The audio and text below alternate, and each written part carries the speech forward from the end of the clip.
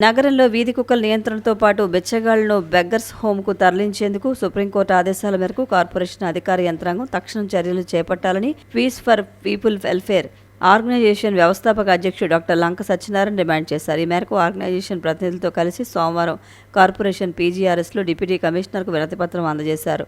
అనంతరం కార్పొరేషన్ వద్ద లంక సత్యనారాయణ మాట్లాడుతూ చాలా ఏళ్లుగా వీధి కుక్కల వల్ల ప్రజలు ఇబ్బంది పడుతున్నారని, ఇంటి నుంచి బయటకు రావాలంటేనే భయపడే పరిస్థితులు నెలకొన్నాయన్నారు.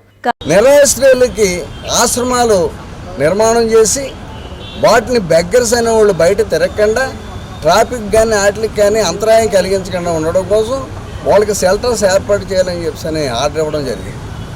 అయితే ఆర్డర్ ఇచ్చి 2 సంవత్సరాలు పూర్తవుతున్నా ఇంతవరకు కూడా ఎటువంటి చర్య తీసుకోలేదు ప్రభుత్వ అధికారులు.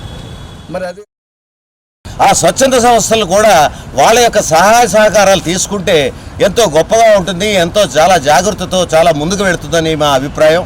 కాబట్టి వెంటనే దీని మీద చర్య తీసుకుని అన్ని డిపార్ట్మెంట్లు కలిసి దీన్ని ఒక వార్ ఫుట్లా కలిసి దాన్ని చేస్తే రాజమహేంద్రి మరి ఒక్కసారి అందరిలో కూడా మొత్తం ఆంధ్రప్రదేశ్లోనే గర్వకారణం.